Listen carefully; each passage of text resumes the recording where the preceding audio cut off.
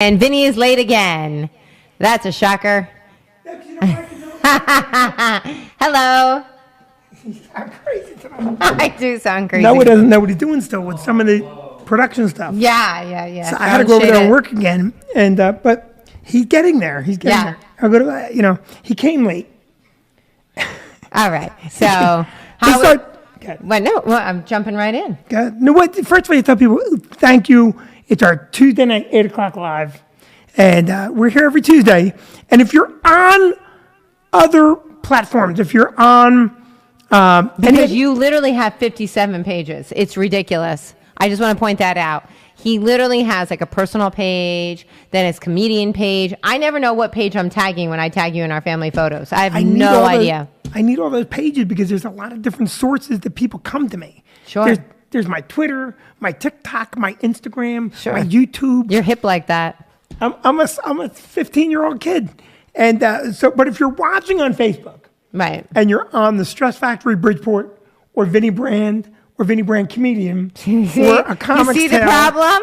You see the problem? Or Gather. Just go to the Facebook page in New Brunswick. Coagulate. So we can see you in one spot and answer because a lot of times people are... They're all over the place because... Well, they're commenting and asking us questions, and then I answer them late at night. You always go to bed and go, answer all the things. And so then I'm stuck all night long answering from all the different pages. Yeah. And I feel bad if I miss you. Sophia, you should be bouncing around telling people, go to the main page. I don't know what it is that you do every week, but during the week, you should be posting and telling people, go to the Stress Factory Facebook page. All right? Sophia is a very good intern. And yet, every week, I have to correct her and Noah. Sure. Well, she's getting paid the big bucks, so, as an intern. We have a big show tonight. This is a big show. I'm very excited. Yeah. Can I say one thing before we go any further? Mm-hmm. Before we go any further. So, we should also let people know that next Thursday night, the 17th, is our big St. Patty's Day. Yeah, big St. Patty's Day party at the club. We're going to have, Patty and I talked about it today. We're going to have some contests, and we're going to have some green beer and what other things that the Irish people like. It sounds like you really thought it out. We have Duck Face Syndrome, the legendary Wid, who hasn't done the room in 100 years. Yeah, he's so much fun. Oh, he's crazy. Yeah, he is crazy. And we're going to be outside in the tent because this will be the 2-year anniversary of taking 2 weeks to flatten the curve. Yeah. And all that really had to happen to end the pandemic all along was Russia had to invade the Ukraine. And then sadly, that made the pandemic disappear, which is tragic. It is tragic. And I'm being a little bit facetious. I shouldn't make any kind of reference. Can you ignore that call on my phone, please? I shouldn't make any reference to that at all. But I will tell you that that's going to be a great show. No, that is going to be super fun. I'm looking forward to that. And we already have a bunch of people that are coming in for it. Vicky and Vinny live under the tent. The band. Oh, man, that's so much fun. And so it'll be a great show. And we should talk about what went on this past weekend. So this past weekend, we weren't together. It was very odd for me. We took separate trips. It was very last minute. Vicky went to see her divorce attorney in Florida. Yeah. Bye-bye. No, I went to visit my parents. I went to visit my mom and my stepfather. You can say parents. Well, I can because my dad. You have 4 parents. Well, and my dad and stepmother never watch Facebook, so. Oh my God! Fine. Oh my God! So you're out, Dave. Yeah, you're out. But I went to visit my mom, my stepfather, and my brother for my brother's birthday, and it was the first time since we were kids that it was just the 4 of us. And we should point out that the reason this trip happened is because of me. No. It is definitely because of me. You talked me into it, but I didn't talk you. I gave you the whole idea. Yeah. No. The whole thing was me. No. Okay, so Vicky sent your brother down. Okay, my mom is saying she doesn't see us. Oh, nope, she's on now. She's on. My God. Mom's on. Oh, my God. We're going to get to you in a minute, Donna. We're going to get to you in a minute. No, I wanted to send my brother, but you were the one that said, no, go ahead and send him. Go ahead and send him. I said that. Yeah. I said send your brother. Yeah. And then subsequent to that, you were feeling a little forlorn. Right. Because you're like, well, we can go. Right. And you said, let's me and you go. Right. And you had said to me, I never get time with just my mother and my brother and Paul. which I in my head heard, I'm sick of you. I need a trip. And so I said, No, in all fairness to you, the airfare was crazy expensive. Because Well, literally, the airfare shot up after Biden spoke and everything happened. The airfare shot up overnight, no joke, $800 a piece. So it went from $400 to like a crazy amount of money. Do you know what the number one factor in expensive airfare is? What? You were booking 13 hours before you got on the goddamn plane. Okay, That's okay, why alrighty. So they had to anyway. push a little old lady out of a seat. We got to suck her in Middletown. So anyway, so I want to show the picture of... Wait, not yet. Yeah. Of my parents. Of my parents and us Not there. yet. We first have to discuss how good a husband. Oh my God, you need a pat on the back. Thank you. There you go. Because not only did I say, go, you said, no, when you were crying. And you're like, I'll never get to see my mom and my brother again, and it's okay. And I'm like, no, honey, you go. Okay, I wasn't crying, but you did encourage me. You did encourage me. I pushed you, No, Donna. you did. You pushed me. You definitely pushed me. And I really appreciated that. We had a great time. We really did. So, but I just want to show the picture. Which one? The first picture of just us at the alligator place. It was just the four of us at an alligator like reserve. And then we took a boat ride after that. Well, before you say, now that you weren't even going to do that, I said to you, take your mother and feed the alligators. Now, what I meant. No. So, did that picture go up? Okay. And then this next picture, we got to hold we got to hold an alligator. It was a 5-year-old alligator, which was super fun. We had a great time. I enjoyed holding the alligator. My mom held the alligator, and so did my brother. Mm-hmm. And it was 5 years old. Fun for you. Well, no, the alligator liked it. I don't think the alligator even. All the alligator thought the whole time is, in a few years, I'll be big enough to eat all 3 of them. No, yeah. So anyway, so we did that, and we went on a boat ride. We played mini golf, which I got 2 holes in 1, which is super fun. Yeah, Vicky calls me up and she goes, so "This is Vicky proud, calling me. I won!" And I thought she played a lottery because she was. And I'm like, "Oh my God, we're set!" And then she goes, "I beat everybody at mini golf." I've never done that before. I literally have never done that. So it was a big day. And tell them why you won. No. Yes. No. The reason she won is she was the only one of the 4 that wasn't drinking. Yeah. Yeah, it is true. They were all shooting the 3 holes. I was the only sober one, but I did get 2 holes in 1. So, but we went out to dinner. We relaxed by the pool. We had a really great time. But I think my favorite moment about the whole trip. So I'm in my mom's kitchen and I'm looking at her refrigerator. And my mom and stepfather have been together literally since I was 6 years old. Right. And so first it started with this tradition that they had where they got ornaments every year of just them, of like celebrating every year that they've been together. So a few years ago, I'm looking at their Christmas tree, and it's just all of their ornaments. There's no other ornaments on the Christmas tree. Not even a Jesus. No, Jesus not even don't a Jesus. even make it to the tree. It's just all of them. So the very next year, I go back. And now my mom and stepfather have 2 dogs, Jake and Harry, who they adore. I'm looking at the Christmas tree, and who do I see has ornaments up but Jake and Harry? Jake and Harry have ornaments on my parents' Christmas tree. So I'm already like, what the fuck? Like, how do the dogs get on the Christmas tree, but me and Wayne don't? So now, fast forward to this weekend, I look in the kitchen, and so help me God, this is the ornament I see on my mom's refrigerator. Ornament or magnet? A magnet, I'm sorry. This is the magnet I see on my mom's refrigerator. We'll wait for Noah to get it up. Is it up now? It's up. Okay. It says, my kids have 4 paws. My kids have 4 paws. I pick it up. I go, Ma, you have real kids. You literally have real kids. And she goes, oh, no. Somebody gave me that. To which my stepfather said, no, you bought that. Isn't that awesome? Mm-hmm. My kids have 4 paws. They have always, listen, I'm a dog guy. Come on. You just became a dog guy, but yeah, go on. Mm-hmm. But they feed the damn dog at the kitchen table with a fork that they eat from. So Harry only eats, he's fork fed every meal. Fork fed. And the thing Fork is, fed. she's using the same fork. She washes it. It doesn't matter. Donna, I love you. Stop doing that. And let me tell you. And now I used to laugh because Ralph, the original. Right. The original OG dog, yeah. The OG dog that I met would sit on Paul's lap. Mm-hmm. And then you would go to say hi to Paul and Ralph would bite you. Yeah. Because they didn't want to be anywhere near you. And they've always had this thing with the dogs, being closer to them than everybody. Well, it used to drive you crazy at the dining room table back in the like a pack-on house because you would sit down at the dining room table and Harry would sit on the chair next to you. Yeah, sit on the chair and next to me. And you didn't react well to that. You did not react well. Breathing on me while I'm trying to eat. I'll tell you the all-time, like the whole clan from up there, Bobby and Wendy. Oh, yeah. Okay, so we go to their friend's house for Easter one year, and Bobby and Wendy have literally, I'm not exaggerating, 42.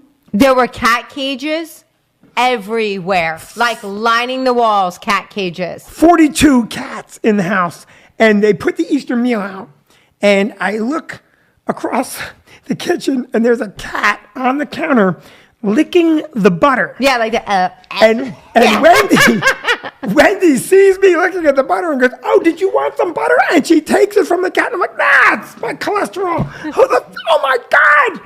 Oh my God, so disgusting. Bobby and Wendy both passed away, right? Yeah. Mm-hmm. Yes, I could talk about them. Disgusting, disgusting. You know they died from feline disease. I'm sorry. No. So you went to Florida. I went to Florida, and since I went to Florida, you decided to take a last-minute trip with Cass. Well, because not only am I a good husband, I'm a great father. So what I said is, there's just me and Cassie home. Yeah. So there's no way school's going to happen. We're going skiing. So Thursday night, I packed up all the gear, picked her up from school. I packed everything. I 100% packed you before I went to Florida. I laid out everything out. I laid notes. I packed your food. I packed everything. I had my Gal Friday pack, and she packed up everything. And we drove up, and Vicky rented us a place. To my great joy, when I got there, it was a dog-friendly hotel. So my hotel room smelled like a kennel. You were super thrilled when I got that call. You were super thrilled. It was clean. Yeah. It's called the Inn at Mount Snow. Yeah. But it isn't really at Mount Snow. It's away from Mount Snow. They just called it that to make people think they're going to get ski and ski out. But it was very clean. But It smelled like a dog. And Cassie and I had a blast. Now, I will say, you packed a full change of clothes for Cassie every day. Show a picture of Cassie skiing first, please. The skiing shot of just her and I. The kid skied so well. And it was 18 degrees. Right. She didn't bitch one time. That's Cassie and me skiing. Is that the one with our goggles on? Okay. Is it? Okay. Is there another shot of just Cassie or no? Show that other shot of Cassie. And this is not the one in the pink shirt yet, right? Okay. Now, Vicky has packed an entire set of clothing. Right. Okay. But I want to ski.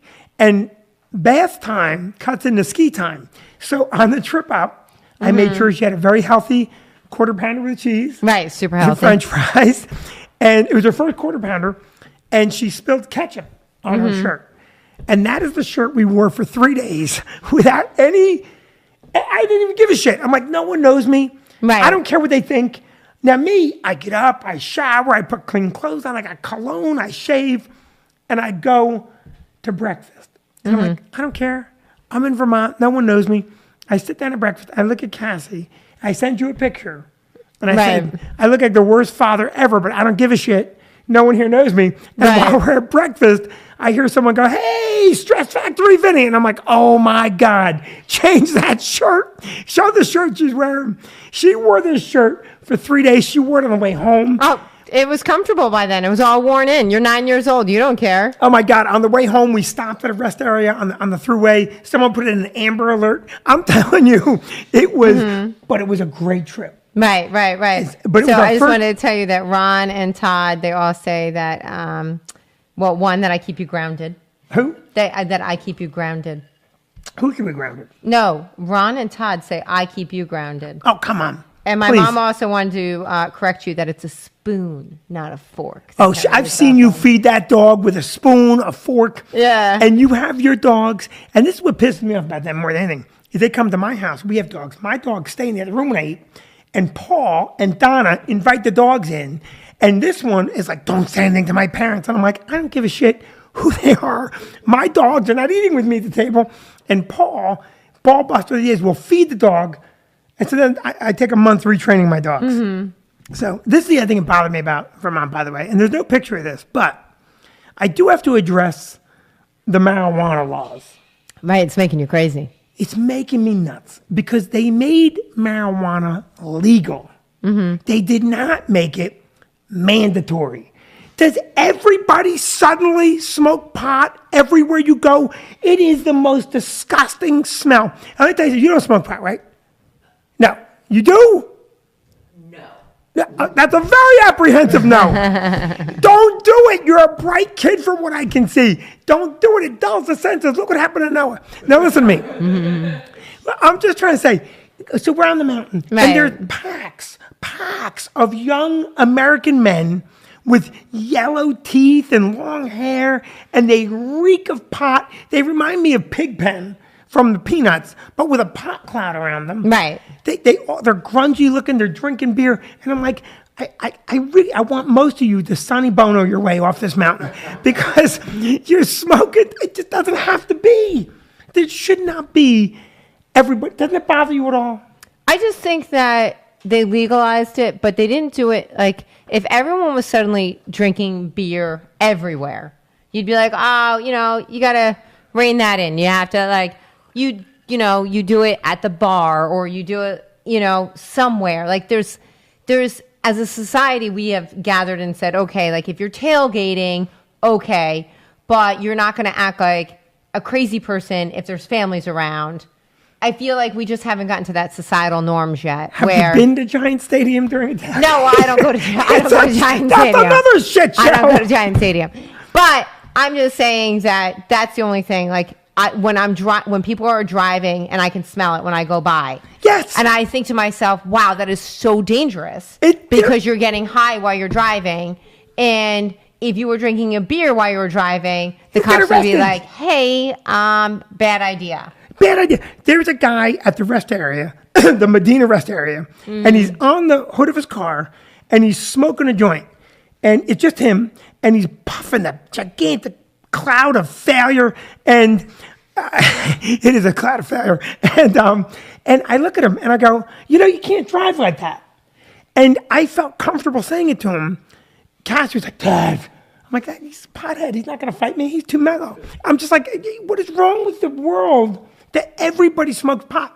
I'm telling you, don't smoke pot. Because listen, let's say I'm talking to our guest kid. Yeah. What's your name again? Keen. It doesn't matter. Listen to me. It doesn't even matter. He doesn't I'm just saying. And Sophia, I want you to listen to it because you're a young kid. Listen, you don't have to excel anymore in your life. Just don't smoke a lot of pot. Don't smoke any pot. And let those people, they'll just continually underperform. You'll be the boss of the world. You'll be the only person. It'll be me, you, and you. Maybe her. And we will rule the world.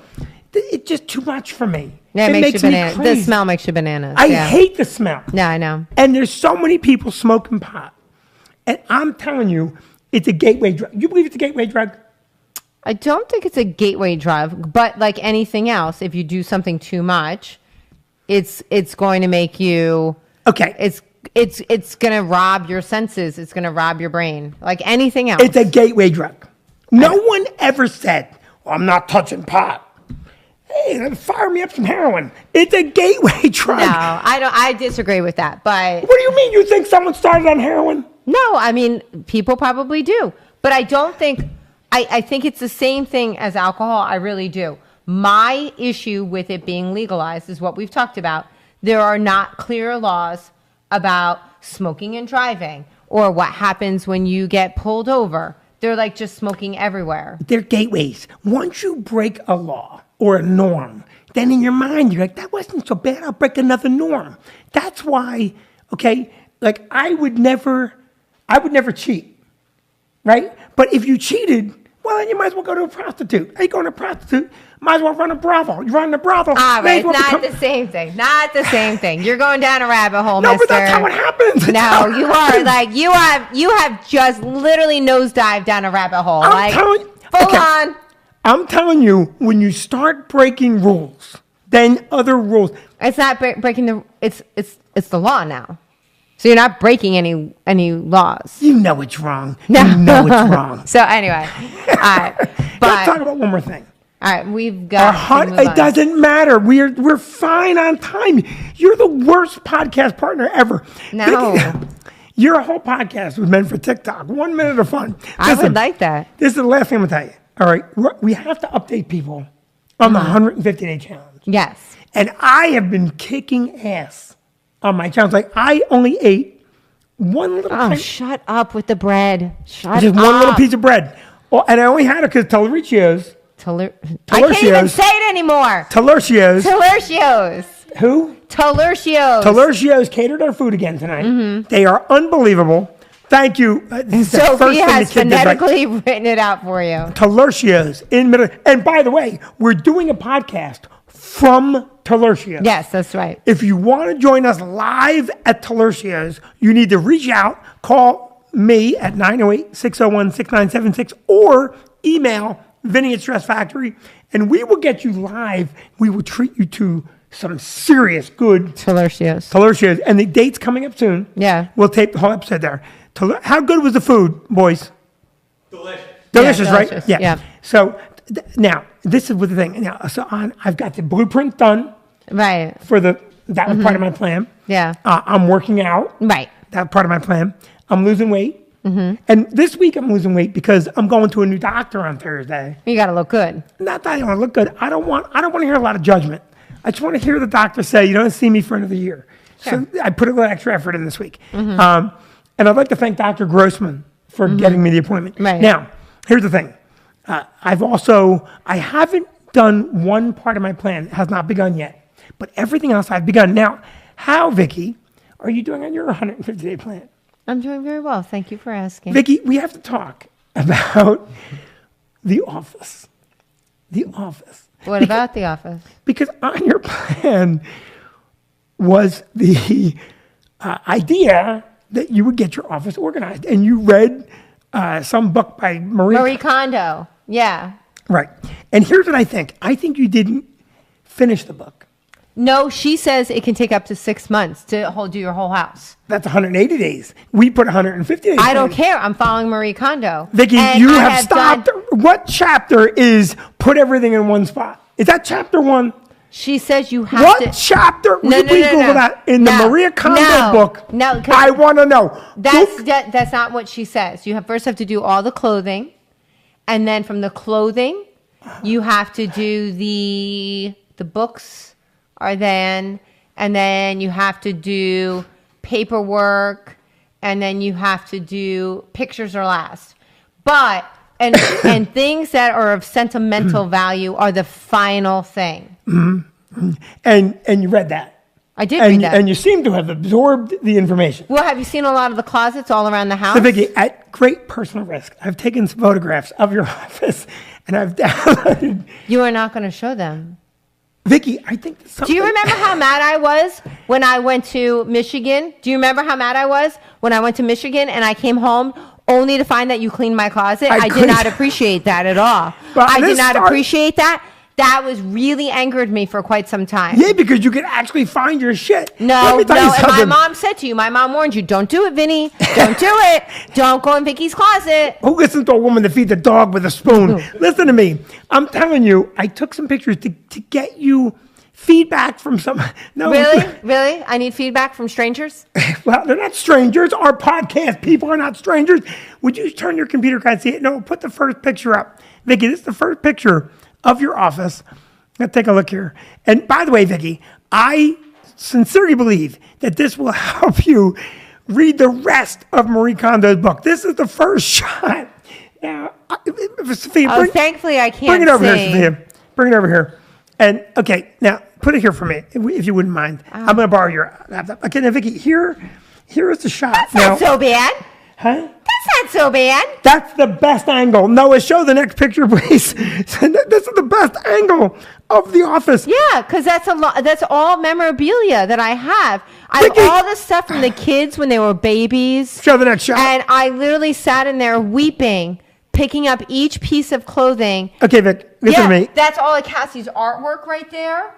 That's Maddie and Tabby's artwork back there. Where is their artwork? That's all their artwork. In the plastic bin? Yes. So what do? And You it's ask sorted people. by grades. So let me ask how this works. People come over and go, hey, let me see Maddie's artwork. No, I have to go through.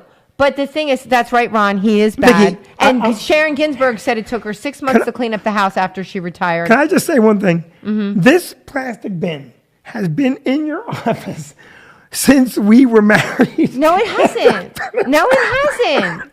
It has not. It has not. Noah, And- show another picture, please. Look, Vic, I'm not saying you need help. I'm just saying that maybe you should reread the book. Show me the next picture, Noah. It takes 6 months. This is big.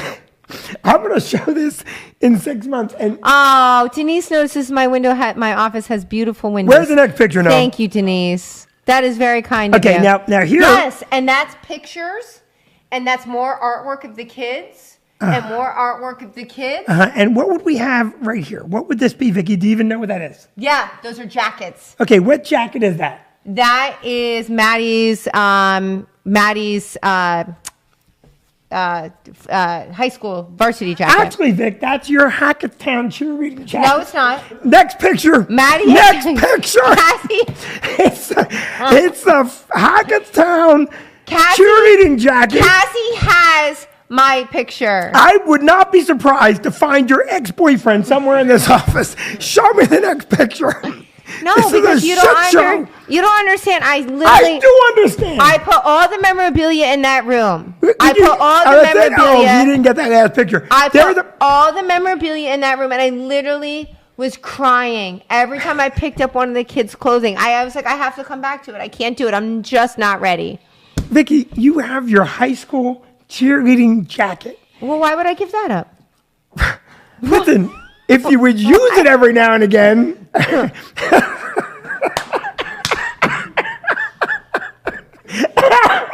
Thank you, Sophia. Why would I give that up? I'm very impressed that you're not mad at me for showing those pictures. I think I'm thoroughly mad. I think that you need a little help. I think No, I don't, but people understand. Moms understand. I have all the kids' baby clothes in there, and I literally can pick up every outfit, and it brings me right back to when they were babies. Right back. Like, I remember the pair of shoes that I saved. this brings me right back to when I failed biology in high school. This brings me right back to that. I don't have any of to that the senior stuff. prom. I don't have any of that stuff. It's all our kids' childhood in there. You're gonna make me get that jacket? I'll go get that jacket. Cassie likes that jacket. So you admit you have the jacket? Of course I have that jacket. Of course I have that jacket. Oh my God! I also have the outfit that you asked me to marry you in. What was that? So you don't even remember. That's Of course I terrible. remember. I had on my that is Hackettstown just cheerleading jacket. Terrible. I have the outfit that we first went to Hawaii in on our honeymoon. I know that outfit. Oh yeah, what was it? I had a crotchless underwear. You had My mom is watching. Listen, so tell me, what outfit did I ask you to marry me in? It was a light brown, like plaid pants that were like cute tight with a brown sweater and like a white shirt. That I wore that when you asked me to marry you. And then the first day we went to Hawaii, I had black and white shorts on and a black shirt. What did I have So- on? Oh, I don't know. Yeah, I don't know either. Yeah, I don't know. I want to tell you something. So tomorrow we'll be taping a new episode of our How to Have a Great Marriage Podcast. which we'll put up on Thursday, and we want you to come watch that because we really do have a good marriage. Because even though Vicky's mad at me right now, she's smiling through this, and I think later on tonight I'm gonna go up, put that jacket on, and go clean that room, because it's a shit show. No, So- the rest of the house is clean. It's just literally we redid part of the house, which we've talked extensively about, like repainting and everything else. And I moved all of that stuff in there, and then I moved my paperwork into Maddie's I was bedroom. going to tell you something.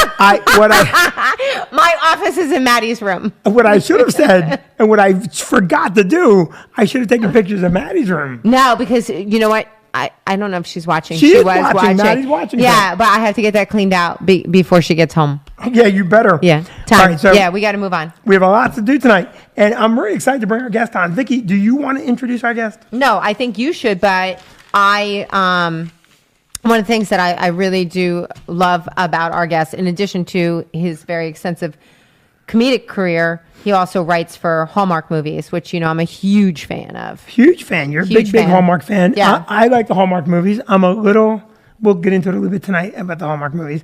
I'm a fan of the guy because he's very similar in the way he lives his career life. He's family first. Mm-hmm. He's hysterically funny. He's not quite as funny as me. Who is? But he's a family first guy. Yeah. He's hysterically funny. I have watched him. How many times have we seen him? Oh, a lot. And never, not even an okay set. He always murders. Yeah, he does. And so I'm real happy to have him here. Yeah. And you can go upstairs and get Yeah. in that room. Marie Kondo Yeah, says. yeah, Marie get Kondo upstairs, it. get in that room. Please welcome tonight's guest, Jay Black, everybody. Jay Black. All right, I'll applaud. Dramatically taller than I am. I look like a complete midget. We got to do like what Letterman does or Jay Leno, where you're like up on a riser. Yeah, I really and need a you can riser. look down on me here. Jay, I would need a big riser to look down on you. How have you been? I've been good. And let me tell you, this is the first time I've been to your house. Okay. It is lovely. And as I walked down here, the first thought I had was, you are not paying me enough to play your club. I feel like a lot of what could have gone to me has gone into the intricate work down here. This is well, Vicky and I built the house. Right. And we built it in 1999. Okay. And so everything we did ourselves. And so it's not quite as expensive as it looks. It's beautiful. Thank you. This is very nice. When I would hope to retire to your basement. If you would allow me to come down here, I would love it. It's very beautiful. This basement is my man cave. Mm-hmm. And I'm not manly. But this You're is pretty manly. You're pretty manly. You I do do- manly stuff. I do manly stuff. Yeah. I do manly stuff. I like to do some stuff, but I'm not manly. I do manly stuff. You know what I just realized when I was watching you over there is I don't think I've ever seen you tired. I'm sure you're probably tired, but you're always energetic. Like, I've never seen Vinny at like a 3. You're Yeah. always at an 8 and above. Like, do you have any video of you at a 3 where you're just like, eh?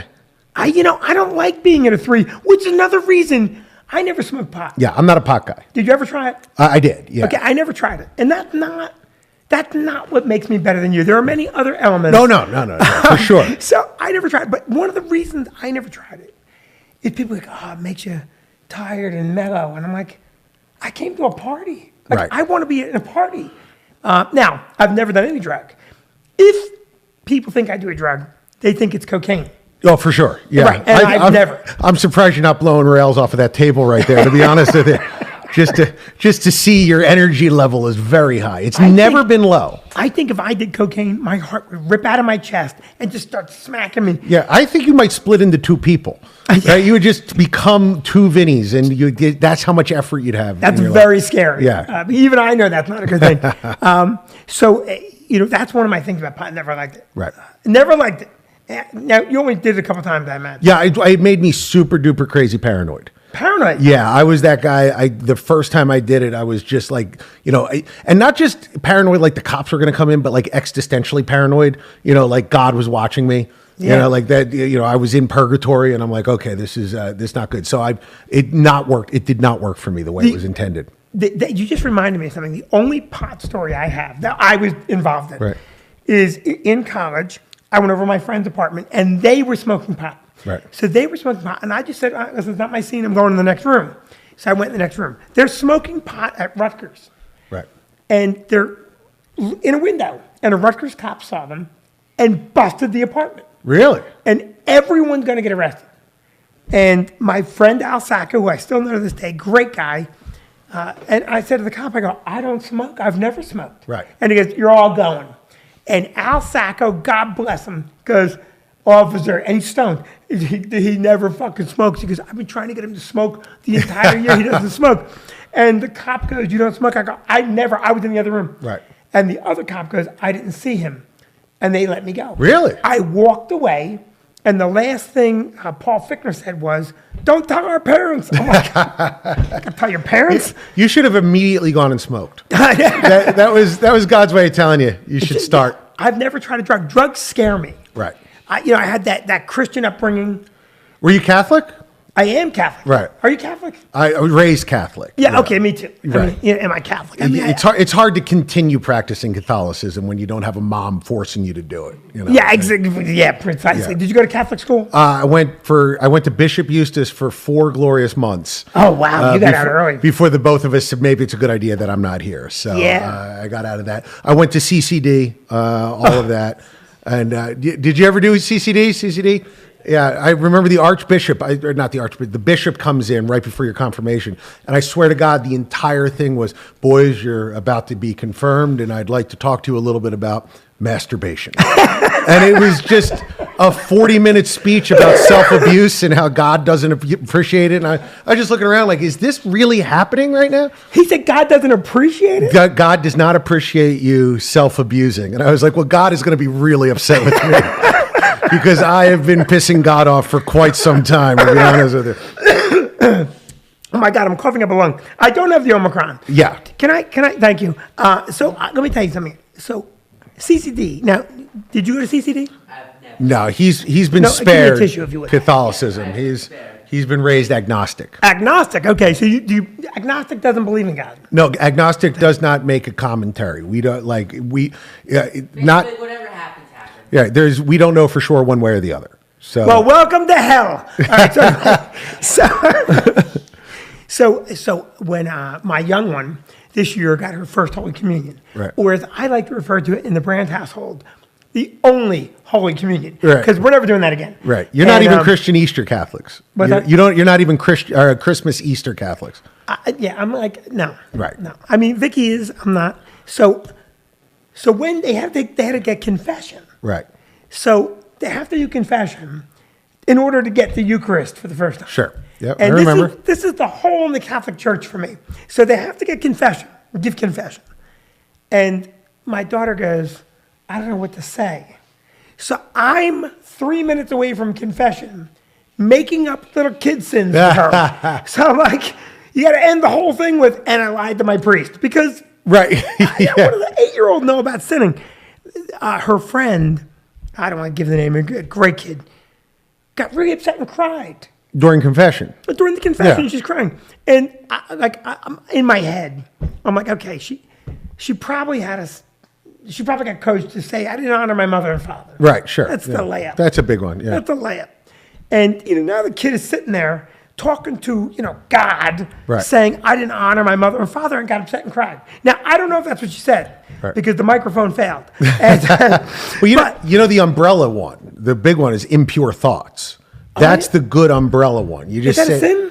Well, yeah. I mean, you can't think about like bad stuff, so whatever it is. That's why Catholicism is so bad. My whole family, on my wife's side has OCD, which is why you don't want to have Catholicism. Like if one of your thoughts goes stray and God hears you, you might go to hell. So that's like torturous if you're Yeah, raised that's into torturous. that. Yeah. That's it. I see, for me, I'm not religious. I want to talk about you in a minute, but I can't get past any of it. Like the notion, all the religions Right. have dietary restrictions. Right. Yeah, like I don't see God looking down at the world right now going, things are pretty messy. Right. But if that's Vinny Brand at the drive-through of the Burger King on a Friday, Right. we got problems. I mean, One of the first bits I ever wrote was about that, about how if you look at all the angry religions, they all have skinny gods. Like Jesus, everybody's fighting Jesus, very skinny. Muhammad, very skinny. The only one, Buddha. No, you never see an angry Buddhist. Why? Because Buddha's up in heaven going, this is delicious. I don't know what you guys are doing. I've been eating all afternoon. This is wonderful. So fat gods are the way to go. That's, a very early bit. Fat God's great. And could you imagine being Jewish or Muslim, getting to heaven, and Jesus goes, yeah, bacon was fine. Yeah, seriously, you could have eaten as much as you want. In fact, heaven, mostly bacon. You're gonna be, Welcome to the bacon buffet here in heaven. Would you like the body of Christ or a nice thick slab of honey curated? David Cross had that great bit about how his side job is going around and describing what pork tastes like to Jews. Oh my God, this is delicious. Honestly, you should. It's a shame you can't eat this because this is lovely. That's very funny. Yeah. So, Jay, let's talk a little bit about, first of all, you said something to me off the podcast. I'm dying to know. How did you first come to work the club? Oh, so, okay. I tried to get into your club. We're talking 2004, 2005. I'm still a teacher at this point. I called you guys like 7,000 times for months. Every time. Now, no guest spot, no guest spot. My wife finally called and said, I'd like my husband to get a guest spot. And you said, okay, because my wife called. So I came in. It was Jim Norton over Memorial Day weekend. He was recording an album. So I get up early set on Friday as my guest spot, and I have one of those glorious sets where I just crushed. And I was like, I came off, I was so excited, I was electric, and I was like, all right, well, here's where Vinny offers me the world. And I go back to the green room, and it was you, Jim, and me, and you looked over and you were like, oh my God, that was tonight. Oh, yeah, no, I didn't see it. You know what? Have your wife call, and I'll get you another spot. And Norton goes, Vinny, that's bullshit. I just watched him. He's really good. Jay, you're on the second show. I'll make sure Vinny watches. Is that how that happened? So it's not done yet.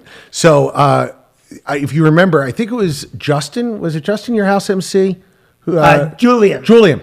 He was supposed to hit record on Jim's album. Do you remember this? I do remember this. I was the guest spot. He didn't hit record. He was not the MC on Saturday night. Right. I was the MC on Saturday night. Jim was like, well, Jay can MC tomorrow. So now I'm the MC. Now, if you remember the feature, his dad in Minnesota gets sick and he has to leave. I forget who the feature was. He's like John Bush. Yeah, he had to leave in between, like he couldn't be there for Sunday. So you go to Jim, you go, I'll get you a feature from the city. And Jim goes, no, Jay's been doing great. Jay, you can feature tomorrow. So great. I went from being a guest spot you didn't see on Friday night early show to being a feature on Sunday. And I remember I came in early on Sunday and Norton was there and he was drinking his tea. And I was like, hey, Jim, you didn't have to do that. That was real nice of you. And he goes, this is the worst business in the world. Everyone tries to fuck you. Everyone. The agents, the managers, the clubs, and then comics try to do it too. Don't be that. Don't be that guy. Be a guy that doesn't do that. If you can have the opportunity to pass it along, do that. Now, I never did.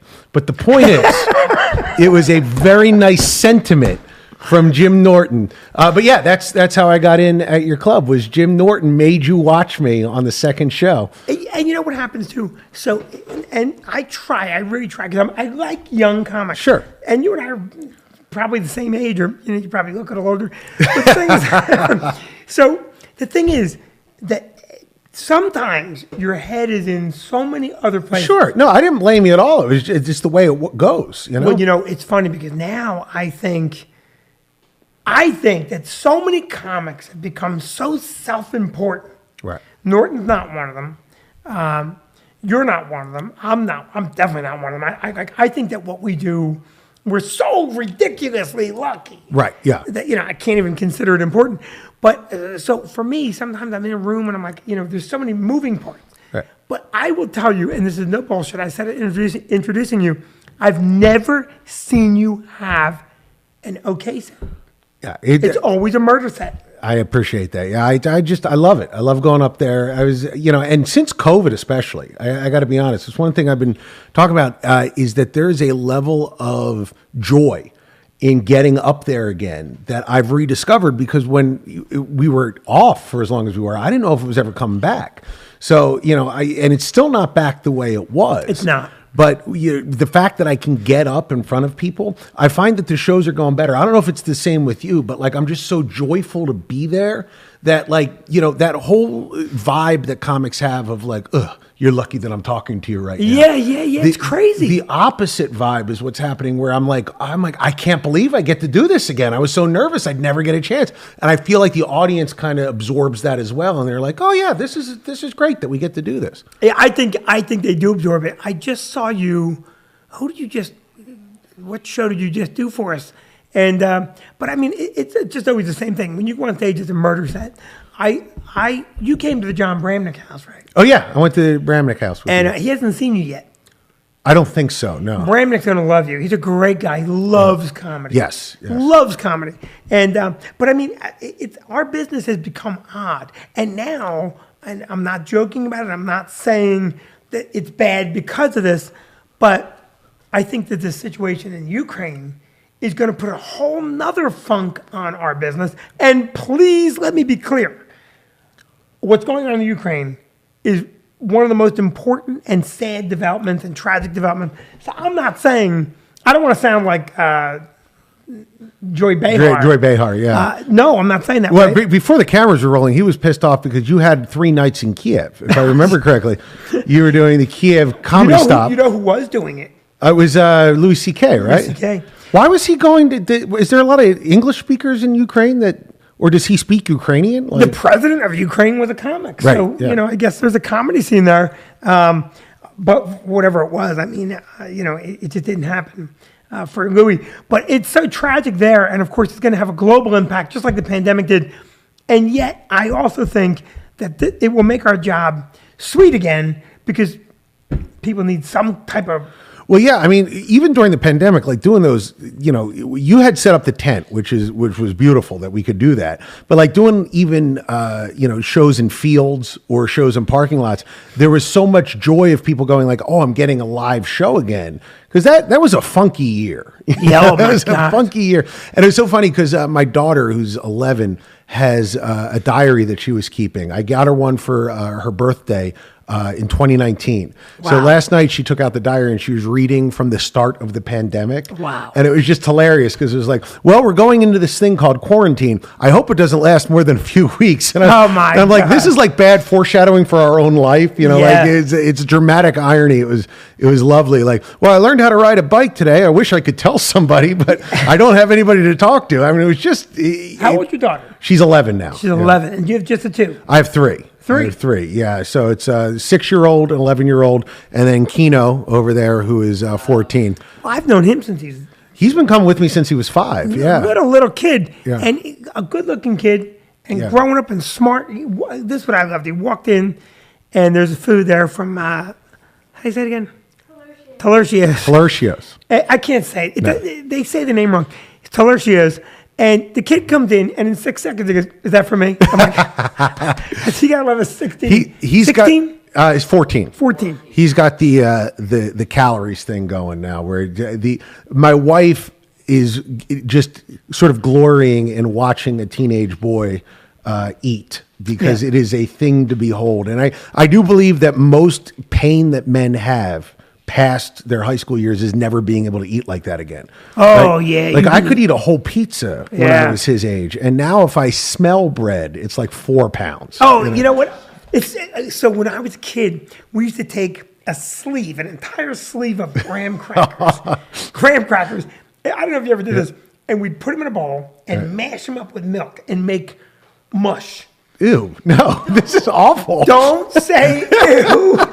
Don't say This ew sounds like until you- something. This sounds like something from the Little House on the Prairie, like I'm you would hear telling you. like, in olden times. Say ew. All you want is nothing but delicious. Right. Because it's the graham cracker flavor. Yeah, no, I can imagine. Mixed with the milk in a slippery sludge like. Yeah, right. But when the second you say mush is when I'm checking out. Now, so the other day, listen, I'm 59, and I took out half a pack and made a little and ate it. Right. Still awesome. Yeah. And then I looked at the calorie count, and I'm like, oh my God, I'm going to have diabetes. Oh yeah. Everything, the sugar's off the chart. There's no joy. There's no joy after son, Keen, listen to me. No joy after 22. Everything goes downhill from there. So just live it up for the next 6 years. 22. Oh, listen, make no mistake about it. I will tell you this. 22 is an exaggeration. It's 18. It's all just to circulate down into the drain, son. Trust me. What would you give right now to be back in high school with that level of responsibility? Oh, God, anything. Anything. It's Anything. Sometimes I'll walk by and he'll be just sitting on the couch looking at his phone, and I'll sigh like a little like, huh. Yeah. And listen, you know what I do for a living. It's not even like I have that hard a job. You're really. not coal mining. Yeah, it's not like, yeah, exactly. I'm not going out to the steel mill. Yeah. But I just look and it's just, you look at that smile. That's the smile of someone who has nothing going on in his life. Nothing. Just tumbleweeds blowing through his head. That's it. It's an amazing thing. Let's talk a bit, okay? Because first of all, just it's comedy, just a bit. So you work a lot with Kevin Nealon. Yeah, yeah. And Nealon, what do I find interesting again? And I'm not just giving you a verbal pat in the back. It's just true. Right. First of all, Nealon's one of my favorite. He's great. Makes me laugh so hard. But Nealon is particular.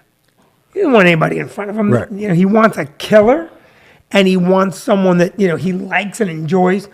And you've done his shows at our club a bunch of times. It's rare to have a guy, because I mean, guys who are famous don't necessarily want a great comic opening for them all the time. A lot of times they want a weaker comic. Absolutely. And Kevin comes out of the stand-up comedy space. He's not a sketch actor who just decided to do stand-up. He was a stand-up first. Yes. And first time I opened for him at your club, he had seen me in Cleveland, and he was like, hey, I want you to open for me. And he gave me a whole list of dates, and one of them was the Stress Factory. So I was opening for him at the Stress Factory. I got a standing O in the middle. Wow. It has never happened to me before or since. Wow. It was and I'm sitting there sweating because I'm like, I'm getting fired. Oh, yeah. This is not what I'm supposed to do. And there's no way to apologize for that without looking like an asshole. Absolutely. Where you're like, sorry, I was so wonderful. So I was trying to figure out a way to do it. And I go back to the green room and in between shows, and I was like, that first show, I was a little energetic. I'm going to dial it down a little bit for this show. And he goes, Jay, two things you need to understand. One, I wanted you to open for me because you were good. And two, I'm famous. They're going to forget about you the second I walk out there. And I was like, that's a real alpha move, right? I mean, that's a guy who's completely comfortable in his skin and sort of just loves comedy. And I try to absorb some of those lessons of like, there's a lot of insecurity that kind of comes with our territory. And if someone in front of you is killing, you can take it from the point of view of, oh man, I got to outdo this guy. Or you can take it from the point of view of, I love comedy and this person's doing really good at comedy and let me enjoy it. I had, I'm trying to remember who it was. I don't want to remember and say the name on the podcast, but I had a guy open for me and he just died. He just died. Just ate it. Yeah. And so, you go up and the audience is now disappointed. Yeah. I tell young comics, you don't have to get them. Right. You just have to not lose them.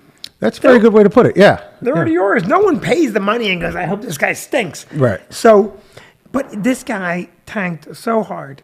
And my first 5 minutes were difficult. Right. So the next night I changed and now this guy by the way, is a great comic. Right. Just not the right vibe. Right. And so the next night I put a killer on. I look at it like if the guy in the front kills, right, you just have to ride that wave. Sure. Now, if you can't ride the wave, that's a problem. Yeah, if you're obviously not as good, or if you need to be as good in a different style, Absolutely. One of the, I worked with David Brenner right before he died. A lot of people think I killed him, but David Brenner used to say it's not your show, it's the show. And if you can get past the idea that this is all about you and it's like the audience is going to walk away in a good mood, if the audience walked away in a good mood and you were part of that, great. But if another guy was part of that as well, that doesn't take anything away from what you just did. That's a great way to look at it. Yeah, just let them walk away happy. And I heard a headliner one time say, and this is another interesting thing, he said, you went long. Anyway.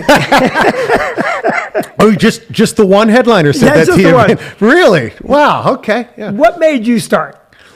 So two things. One, I grew up in the 80s. You were already a teacher, though. I was already a teacher, but like from the time I was a little kid, I was watching A&E's Evening at the Improv. I was watching Caroline's on Fox. Anything that was stand-up, I watched, and I desperately wanted that. And in fact, it was Bill Cosby himself was the first one I ever saw, which you can't really say anymore, but technically that's the first one that did it. It was in many ways. Oh yeah. I midway through I passed out. But no, it was. I watched that with my dad when I was like 7, and I never laughed so hard in my life, and I was like, I want this feeling to continue, and if I could make it happen myself, that'd be wonderful. But I didn't jumpstart until I met his mom.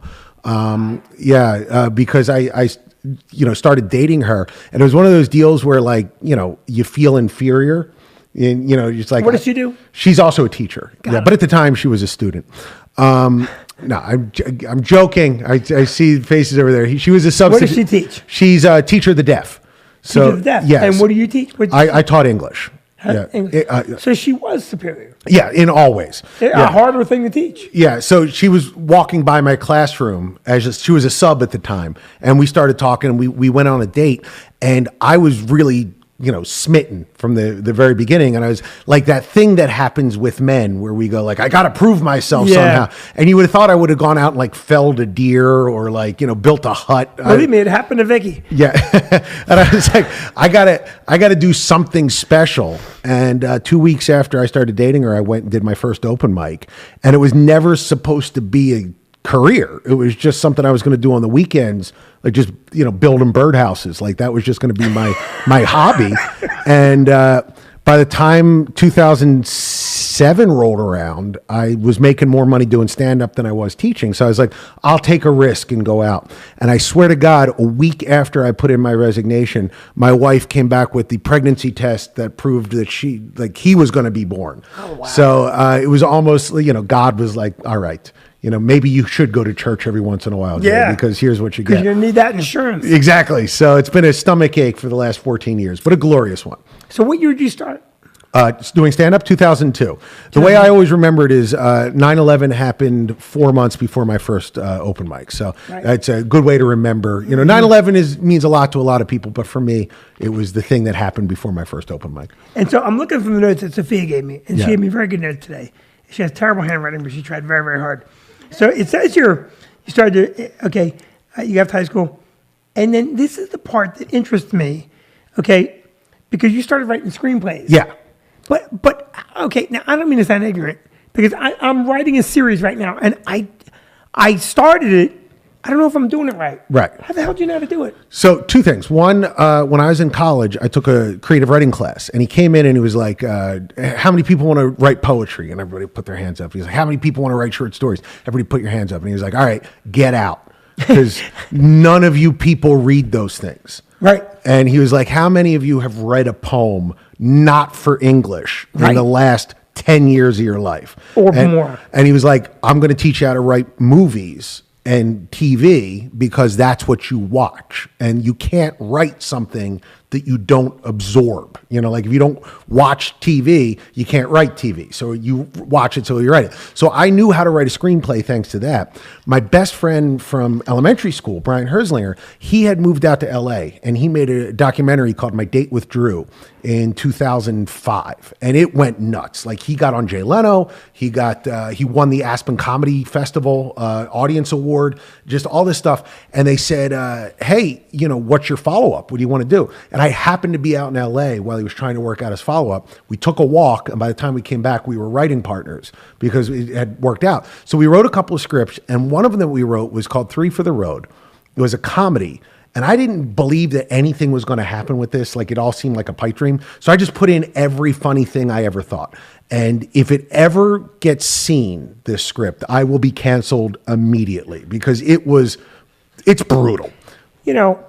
But let me just explain. I sent it out to our agent, his agent, sent it out to everybody. We were getting calls from production companies going, this is the funniest thing I've ever read. And I was like, oh, great, you're going to make it? No. I showed it to my boss. He hates you. We had a meeting about you, and many people were disgusted, but I thought it was funny. Those people all wound up getting jobs other places, and they thought of us. So they kept calling and calling, and we kept getting work thanks to that one script. So what I always say to people is just write it and send it out. And, all it takes is one person to go, I like it, can't use it. but maybe I can use it for something else. I want to buy and produce 3 for the Road right now. Well, it was right now. It was almost made in 2011 with Johnny Knoxville, Luke Wilson, and Heather Graham. I already know what the story's about. was going to be in it. I was in a room. We had everything signed. It was going to happen. And the producers said, we have $10 million to make this movie. They're from Minnesota. They said, we're going to go back to Minnesota. We'll call you on Monday and we'll get this all squared away. We're still waiting on the call. My guess is they went back to Minnesota hoping that they were going to be able to raise the money based on, like, it's chicken and egg. Like, we got to get the stars attached. So, it was 12 years ago or 11 years ago, and it still hasn't happened. But I any day now, I'm sure they're going to call and we're going to make this happen. You checked your junk email. It could be in there, yeah. So then is that still your writing partner? Yeah, so I have 2 ventures. I have the stuff that I do with him, and then I started my own production company, and then I write for the production company solo. It's called Exit 19? Exit 19. Which is the Turnpike? Yeah, because there's 18 exits on the Turnpike. We're the 19th exit. Got it. I love that. And so this is where you write the Hallmark movies. So I've done a couple of Hallmark movies and Lifetime movies with Brian, and Exit 19 I've done 2 with, and we have 2 more in the works. It's unbelievable. Yeah. So the question, and I mean, I think everybody wants to know, and it's so hard because a lot of people just finding out that you've been doing this. Yeah. Is there any way Norton can get me a spot in one of your movies? Yeah, you know what? I would love to. Have you been in the movies? You've been in the movies. I put myself in 2 of the movies. And yeah. did you enjoy that part of it? I did. You know, it was during a time in my life. You know, my brother and dad had just died, so like it's hard for me to go back and watch because I'm bloated. You know, I am like, you know, in a bad place mentally in those things. Yeah, of course. But the experience itself, like one of the things I think stand-ups makes pretty good actors, because like the thing about acting is it's all about being comfortable in an uncomfortable situation. Sure. You know, and that's all we do is be comfortable in an uncomfortable situation. So like, you know, whenever you see like things about like acting class where it's like, be a tree, it's not really about being a tree. It's about looking like an asshole in front of everybody, and in front of people and not being aware of it. And I think the 10 years of just doing stand-up, all that kind of burns off. So when they say these lines in this order and there's like grips drinking coffee and like, you know, people watching you from the side, it doesn't enter into your head. So I really enjoyed the process of doing it. Although I will say, I didn't know you couldn't change the lines. So I kept improving different lines as they occurred to me. And my partner, the star of the movie, kept going, Jay, you're saying the lines wrong. And I'm like, yeah, but I thought it's a better line. And he was like, you wrote this shit. And I was like, yeah, I know, but I thought it sucks. Right, I thought of something better. So yeah, I had to learn that you have to do it the way it's written. Even your own script, you're trying to change your own line. Well, I felt like I had some propriety over it because I wrote it. But as I was saying it, like, you know how you write a bit and then you say it like 2 or 3 times and you're like, I'm saying it not how I would say it if I was just talking it. Right. So by the 3rd time, I was like, I know how to say this line. I'm going to move it around. So there's a couple of scenes in the movie where you see, like, I could almost feel my scene partner like rolling his eyes like, Jesus Christ, here he is again. Right. So there's a lot of improv stuff in there that... We have a clip. Can you play the clip? This is which movie is this? Which, you want the juggling or the... What clip are you playing? I can play the juggling or the trailer for Storm Chasers. What do you think? He has a trailer for Storm Chasers where I'm not in, or me juggling backstage with Scott Wolf before while we're doing Meet My Valentine. Let's do the juggling. Right hand to right hand. Ready? You do the count. 3, 2, 1, go. Almost. Do it again. And how did I die from electrocution? Burn his face off. Let's try again. We can do this. I'm ready. But I'm shooting. Here we go. Ready? Haley, take this. 3, 2, I need this shot. 1. I need that shot. Throw. Okay. Oh, we did it. Wow. We did it though. Are you going in? That's good. All right, you got it. We'll get ready. I think with oranges maybe, and we're throwing That's back and pretty forth good to juggling. each other. Yeah, we did it. Yeah. That's pretty great juggling. Now show me the movie clip. This is the movie you wrote called Psycho Storm Chaser, which when I say on stage, people are like, No, really. What's the name of the movie? And I'm like, no, it's called Psycho Storm Chaser. They like them a little cheesy, so I think that's why comedians are pretty good writers. This is for Hallmark? This is a Lifetime Lifetime thriller. movie. Yep. You make good money doing this. Well, not this kind of basement money, but come on. Can you write me a movie? Can you? I'll write you. Listen, Can you help me write my short series? Sure, I'll I'm gonna tell you what it's about. All right. I can't believe it. I'm getting rescued by Dr. Carl, the storm chaser. Thank you. Is that what you think is going to happen? Hurricane Carrie has rapidly shifted course. All peninsula residents are urged to evacuate to the mainland immediately. We need to refuel. How long does Hannah's equipment have on battery? 30 minutes. We need to send some to town. Now. You're not staying. Call this a 100-year storm. Well, that would be underselling it. I have responsibilities, storm or not. The storm's coming, Abby Fields. The storm is coming. So it begins.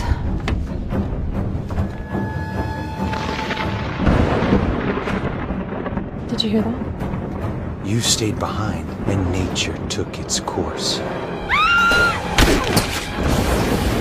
I'm nature. I'm the storm.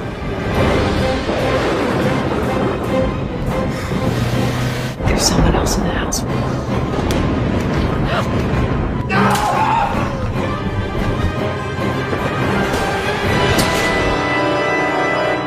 The death toll crept up to 30 today, and authorities are concerned it'll go higher.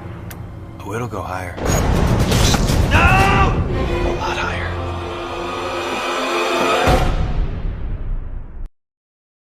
So they like you to be able to do, that's why it's called Psycho Storm Chaser. A lot of kills, a lot of interesting. But can I tell you something? It almost sounds a little bit like you want to defend it. That looks amazing to me. No, I'm not trying to defend it. It's just the thing of it is it's supposed to be fun. So you get to write them to be fun, and a lot of people I think that you're trying to write it seriously. And it becomes fun because you don't have the budget for it. You try to do it that way. You try to write from the point of view of just making fun. I have to tell you, that looks amazing to me. I'm not just saying it. No, I'm going to thank you. watch that movie. I'm blown away that you wrote that. Are you the head writer on that? So yeah, I wrote it and we produced it. So you wrote and produced that? Yeah. So it cost you $250, and you sell it to Lifetime for a flat amount of money. Yep. And you and your partner split that money. Yep. And you make a lot of money. Don't be afraid to say you make a lot So of money. it's- you make the kind of money this kid can go to any college you want to go to. That's right. Well, yeah, I said any state school that he wants to.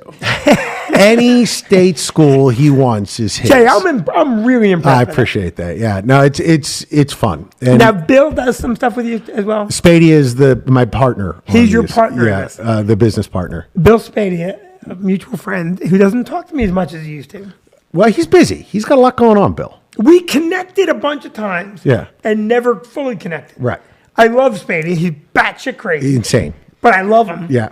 And he's not really crazy. He's got a different perspective. Yeah. And he loves to stoke. Oh, he does. He and the loves thing to- about Bill, and I'm a liberal, and he is not. No. He would be the opposite of a liberal. He would be the opposite. He And- would be what you call sane and rational. Yeah. So the thing about me and Bill is, we are proof that the left and the right can come together when money's involved.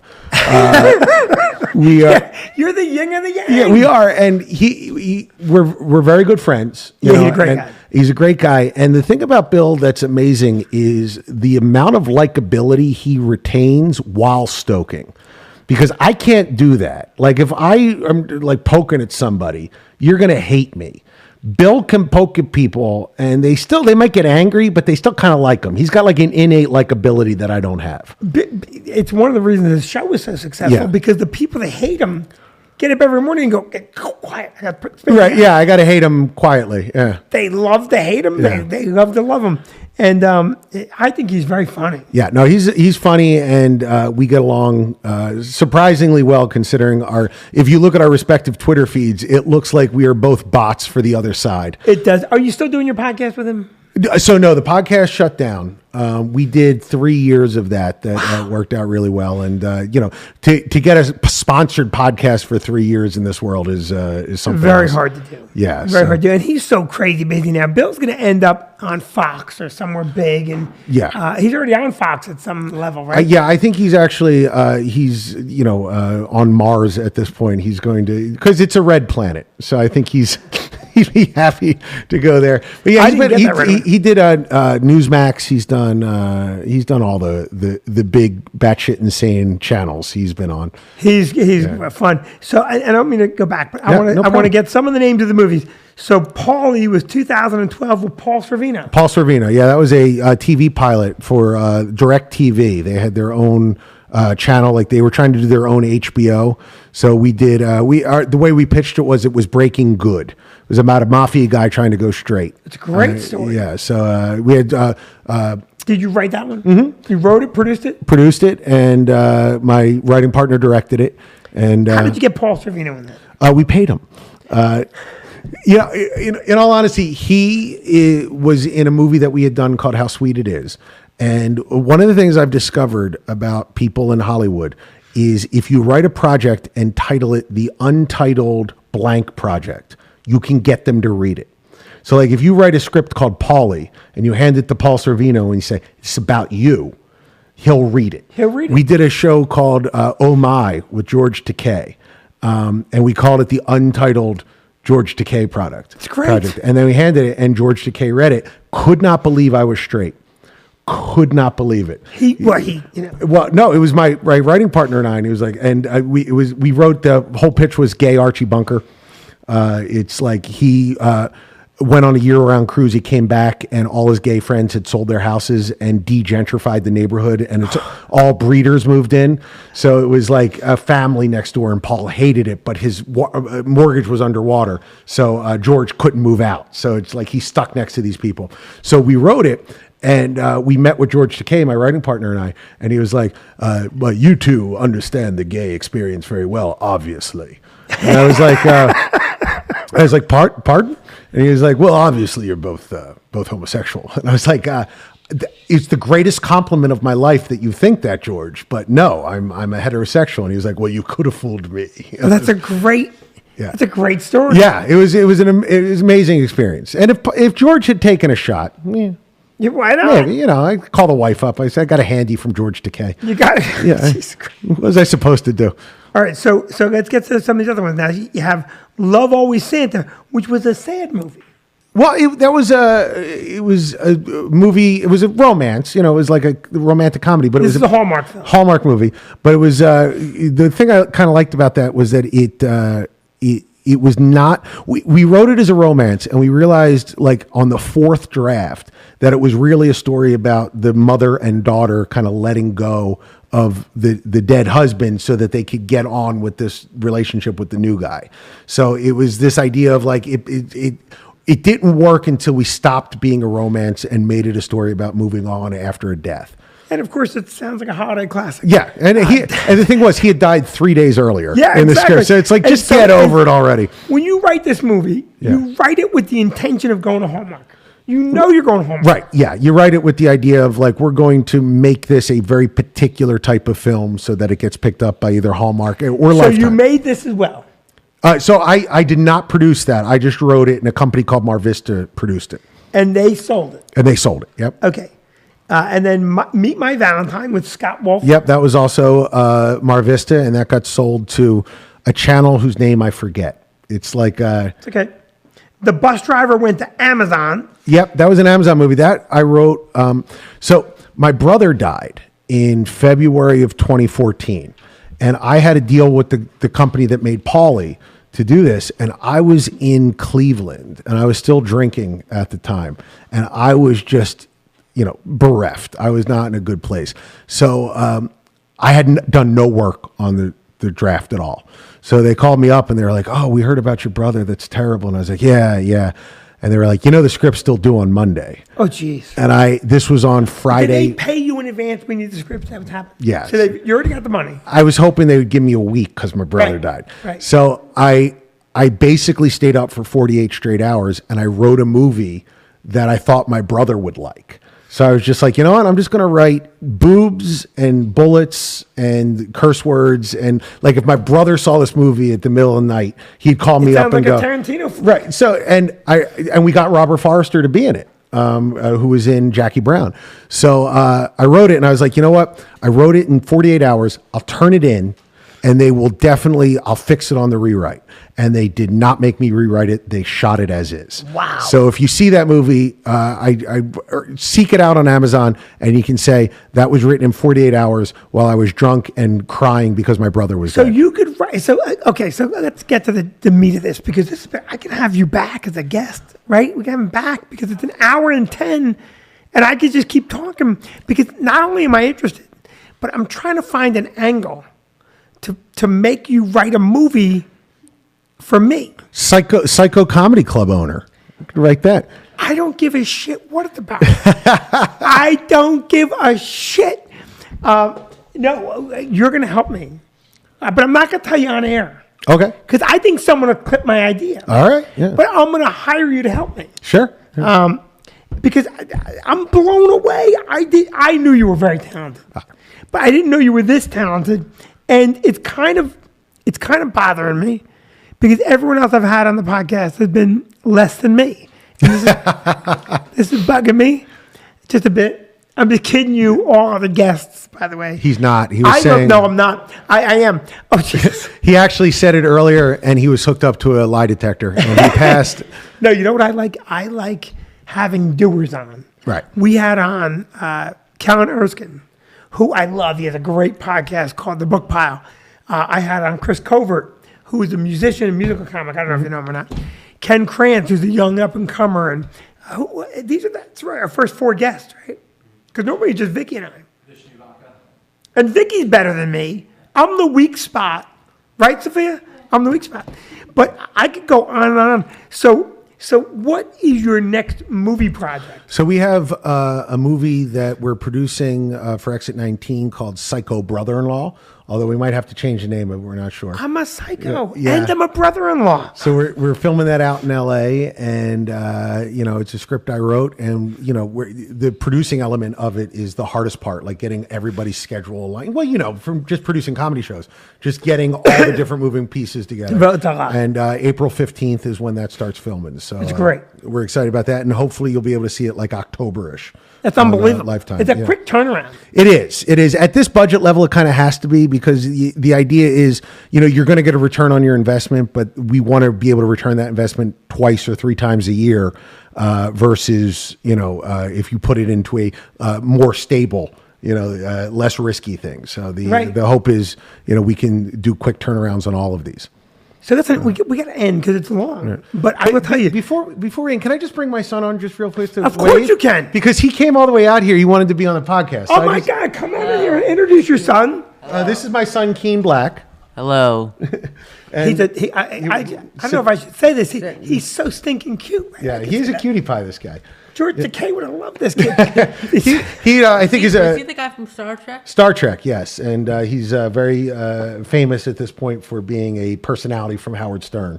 Is that what he's? Yeah, that's where he admitted that he came out on Howard Stern, and that was like in the early 2000s, and it was a big deal, and I think sort of a lot of his following came out of that. So, right. But yeah, this is Keen, and hello there, Internet. Did you enjoy the sandwich? I did enjoy the sandwich a lot. I would definitely recommend it. Yeah. Talercius. What? Say it. Talercius. He's got apraxia. He can't. There's a lot of R's and S's in that. Can I see the sign? Okay. Talercios. Look at you. You got the Italian. Keen has been coming with me to do stand up for 9 years. And it's so funny to see him backstage because he sits in the green room. He looks like a comic. He's just on his phone, completely disconnected from everybody. No joy or anything. Just like I remember bringing him cookies and food at the club. Yeah. He sat there and never said thank you. Little shit. Thank you very much for this You were cookies. always very polite. But I remember from a little kid Yeah. coming in. Yeah. And I always used to think to myself, Jay is such a crappy father for bringing you to a comedy club. But you think you'll be stand-up? He is though. But you know, it's what's funny is like he talks about some of the things he wants to do, and he's like, well, maybe I'll go in the entertainment industry. And it's funny because like when I was growing up, that wasn't even an option in my head. And I was like, oh, I've set such a bad example for him that you can do this. And I want to be like, don't do it. Like, Don't do it. Go into banking. You know, really Jesus. fast. What did your father tell you to become? So he wanted me to become a banker because he was a banker and he owned a business that did that. So I started as an econ major and I did econ for a while. And then I read a book by Michael Lewis, who wrote the Liar's Poker, The Big Short. But the first book he wrote was Liar's Poker. And it opens with him going to Princeton and being an art major in Princeton. And he goes, hey, you only go to college for 4 years to study something you love. So I was like, I shut the book and I was like, I'm going to be an English major. So my dad was like, get a secondary education degree. And I was like, well, I don't know. I just kind of want to be a writer. And he was like, you're not going to be a writer. You need something that is appropriate to make money. And I was like, all right. So I got the thing and I got tenure and I was living in a house and everything was good. And I was like, Dad, I think I'm going to go tell dick jokes for a living. And he just like smoke coming out of his ears. He couldn't watch me. He had such bad stage fright. The idea of me getting on stage, he would just sit there, he'd pace, and you have time for one quick story? Of course. So I did a TV show. My first TV show I ever did was called White Boys in the Hood, which sounds like a racist thing I just made up, but it isn't. It was a real thing. And that was the show. It was all black comedians in front of all white comedians in front of an all black audience. So I was driving in and I get a call from one of my comedian friends and he goes, hey, are you nervous? And I'm like, no, it's just going to be fun. You know, you can't fail at a TV show. And he was like, yeah, but what if it's like a Showtime at the Apollo? And I was like, I hadn't even considered that until you literally just said that. So now I got a stomach ache, right? Yeah, of course. So Screech is on third. I'm on fourth. Oh. So Screech goes up and they go, Screech. They're so excited to see him. He eats shit so hard. Oh, bad. Yeah, he's cut from the show. He's not even on the show. Yeah, he did 12 minutes to silence, like angry silence. Right? Oh, yeah. So now I'm like, oh my God, this is, how can I follow Screech? That means that audience moved through the typical heckle stage into the, let's get him off stage. With the urban audience can be rough. Into the, we're just going to be quiet. Yeah, in 12 minutes. 12 minutes. So now I'm like, oh my God, I don't know what I'm going to do. So I walk out and I start my act. And not only are they not laughing, Vinny, they're looking at each other like this. And I'm like, am I so white that they don't even understand me? Is that so? Talent, do you know Talent? Of course. He's the MC. So he walks out. He's like, yo, man, cut it. I'm like, you let Screech go 12 minutes. And he goes, your mic's dead. The battery's dead in your mic. Here's a new mic. So I grab it, and it was the greatest moment that could have happened. Oh, because I had just been doing like Bix gigs, So like, this is like, I know how to do this. So he hands me the mic, and I go, well, they told me it'd be ghetto. And the place goes, like, oh, that's great. And I go, listen, Showtime, this is my first TV show. Showtime couldn't even get it together to put a goddamn 9-volt battery in a microphone. So when I come out here, this better be the greatest set anyone's ever had. That's great. So I walk back off. They reintroduce me. Vinny, they're applauding so loud, it looks like they're making fun of me. Oh, that's great. So I'm doing this like. That's great. Right? So I get done. I get a standing ovation, right? Just goes great. Now, my dad was in the audience. And you could always see, like, they'd pan over. It'd be black guy, fat white guy, black guy. And there's my dad, fat white guy. So you had to stay in the whole time. My dad has never stayed for a full event. He left my wedding early. He's never stayed for a full event. So I get done. There's like 16 more comics. And he's like, I'm out of here. And the usher goes like, you can't leave. And he was like, I was in the Navy, which I still don't know what that means, that he said that. And he just walked by him, right? So I'm in the Navy. I was in the Navy. You can't make me stay. So he leaves. I watch the show on TV. And a couple other comics get standing ovations. And I was like, oh, it's kind of cool. I thought I was the only one, but that's all right. Every time another comic gets a standing ovation, camera pans over, black guy, fat white guy, black guy. My dad was, they reused my standing ovation Oh, for that's like great. 3 or 4 other comics during the that's course of the great. show. So to this day, I want to call people up who saw the show. Like, he really didn't get a standing ovation. That was my standing That's your ovation. standing up. That they gave it to somebody else because you could see my fat dad in the middle of the so that's my. That's really funny. And that was my dad's story, but he that was the last show I think he saw of me before he passed away. Oh, So that's a great story. That's a great story. So Jay Black is funny on Twitter. The other day I tweeted out, follow Jay Black is funny on Twitter. And Jay did not reciprocate. He wrote, thanks. He could have said follow Vinny Brand. But no, he just wrote thanks. But Jay Black is funny on Twitter. Instagram is what? No Instagram. I'm just No on Twitter. Instagram. I have no visual. I work better when you can't see me. And Vinny. Facebook? No Facebook. No just, Facebook. Just Twitter. Just Twitter. All my energy's in Twitter. You're funny on Twitter. I appreciate that. Thank You're you. funny. Yeah. And it would be great if you wrote follow Vinny Brand. I will do that. We'll see. I'll do it. Let me tell you something right now. Noah can edit this show to make you look like a jackass.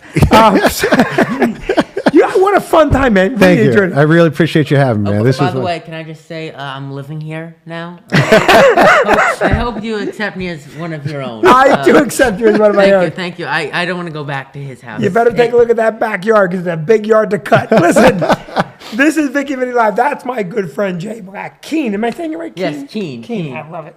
I've known you for so long. And Sophia, our intern, Noah, our producer, sound by Mike K, catering by Talushios. Did I say it right? Talushios. Wardrobe by My Drawers. You guys are absolutely amazing. Thanks for tuning in. We'll see you again next Tuesday night, 8 o'clock live.